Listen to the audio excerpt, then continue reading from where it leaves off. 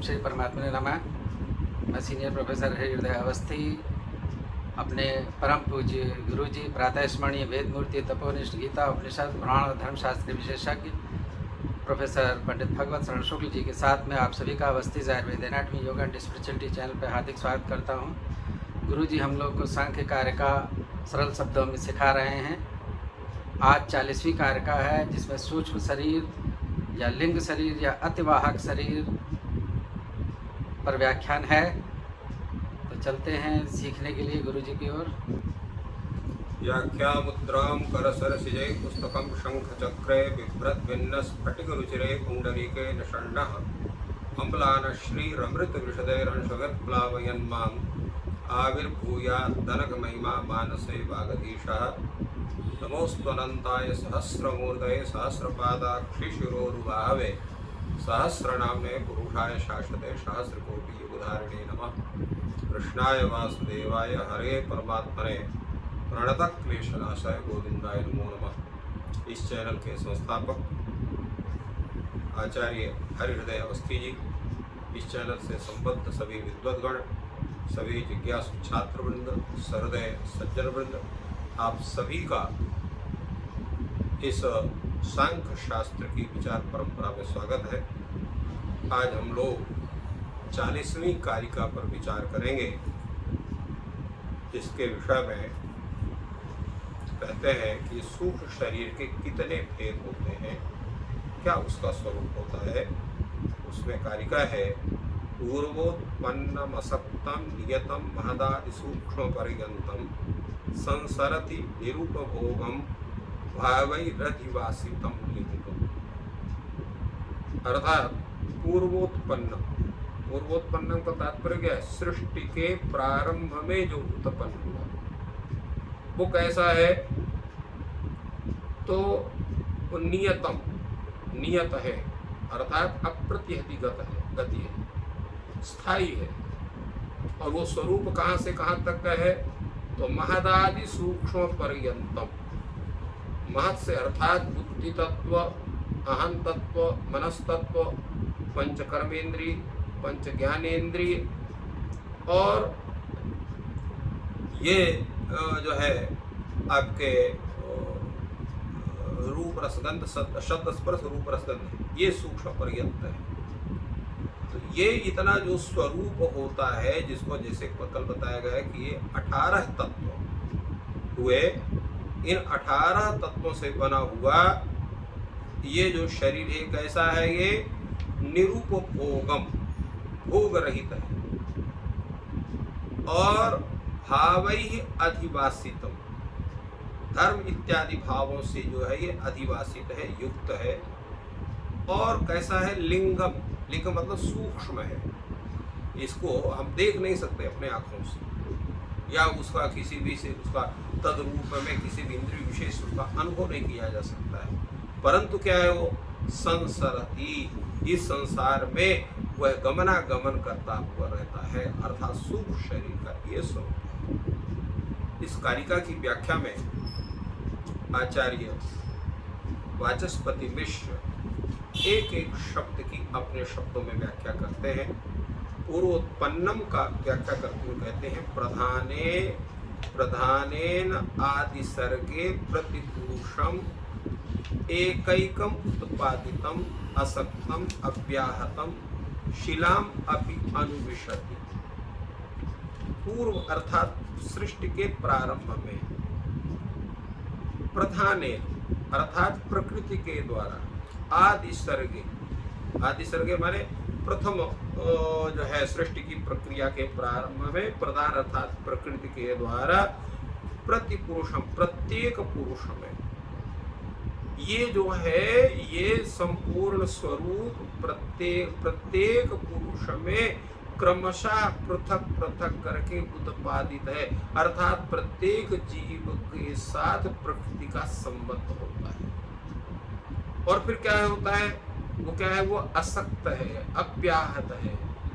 तो असक्त का अव्याहत का मतलब क्या हुआ? असक्त का मतलब है अप्रतिहतिगत। असक्त का तात्पर्य है अव्याहत, माने अप्रतिहतगत है, कहीं भी वो जा सकता है। तो फिर क्या करता है वो, शिलाम अपि अनुविशति, वो पत्थर में भी प्रवेश कर जाता है, पहाड़ में भी प्रवेश कर जाता है। इसलिए हमारे यहाँ जो परंपरा उसमें कहते हैं कि सब में वो ईश्वर है, सब में जीव है, पहाड़ में भी जीव है, वृक्ष में भी जीव है, एक वो कण कण में जीव का स्वरूप है। तो वो क्यों इतना सूक्ष्म है, वो सब में प्रवेश कर देता है। इसलिए अव्याहतम अर्थात वो इतना सूक्ष्म है कि शिला में भी प्रविष्ट हो जाता है। और नियतम, नियत है, नियत का मतलब क्या हुआ, नियत का मतलब है सर्वप्रथम दृष्टि से सृष्टि से लेकर के महाप्रलय पर्यंत वो रहता है, वो उसका कभी नाश नहीं होता है। इसलिए कहा नियतम च, नियतम आचादि सर्गात आच महाप्रलयात अवतिष्ठते, अर्थात तो जो है सृष्टि के प्रारंभ से लेकर सृष्टि के प्रलय काल तक जो है वो रहता है। ऐसा माना जाता है कि एक कल्प का जो स्वरूप होता है वो सृष्टि का होता है। एक कल्प का मतलब होता है कि जब जो है एक जो है 1000 बार चारों युग व्यतीत हो जाते हैं, तब जाकर के वो एक कल्प का स्वरूप होता है।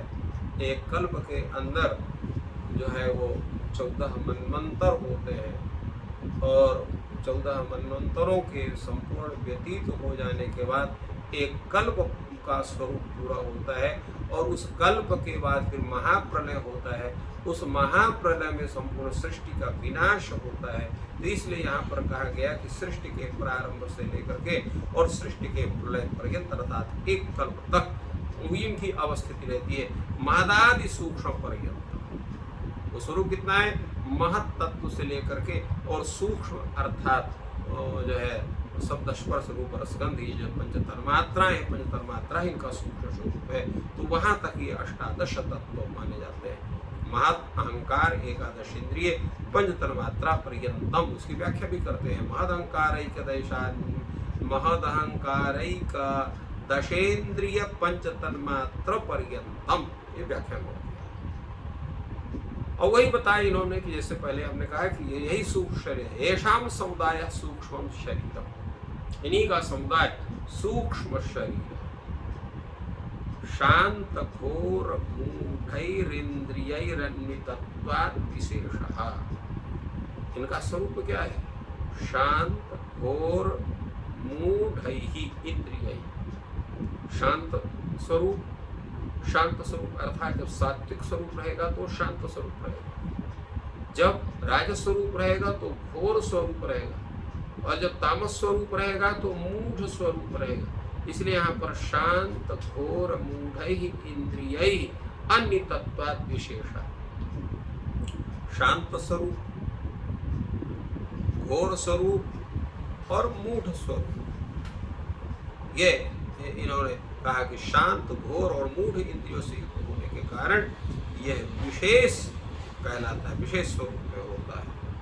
ये आगे इसकी व्याख्या करते हुए कहते हैं, ननु अस्तु एतदेव शरीरम भोगायतनं पुरुषस्य कृतं दृश्यमानेन षट्कौशिकेन शरीर इत्यतः संसर्ग। कभी जब यही शरीर आपका भोगायतन है, इसी को भोग शरीर भी आप कहते हैं, इसी को सूक्ष्म शरीर भी कहते हैं, तो यही अगर ये शरीर पुरुष का है तो कृतम दृश्यमान षट्कौशिक शरीर, फिर ये जो है दृश्यमान जो षट्कौशिक शरीर है, रक्त मज्जा इत्यादि का जिसकी चर्चा कल की गई थी, वह जो शरीर है जो 6 कोशों से बना हुआ है, उसकी फिर क्या आवश्यकता है? क्योंकि यह जो शरीर है, जो लोम लोहित मांस और स्नायु और अस्थि और मज्जा, ये जो 6 कोश है इनसे जो बना हुआ है, यह है। तो इस 6 कोशिक शरीर की क्या जरूरत है?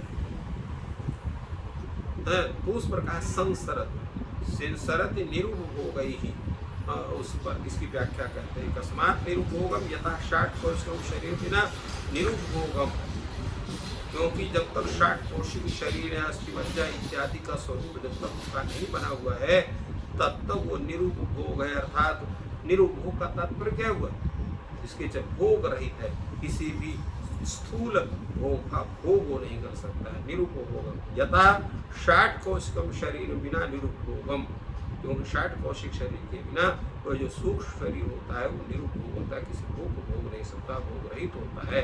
तस्मात् सूक्ष्म शरीरम, वही सूक्ष्म शरीर संसरति, प्रत्येक योनियों में कर्म के अनुसार वो जन्म लेता रहता है।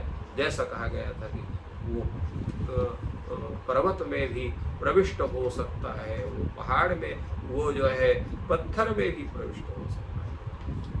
अब उसका उस पर प्रश्न होता है कि न धर्म निमित्त संसार, जो संसार है ये धर्म निमित्त। धर्म का अर्थ यहाँ पर पुण्य है, अधर्म का मतलब पाप है।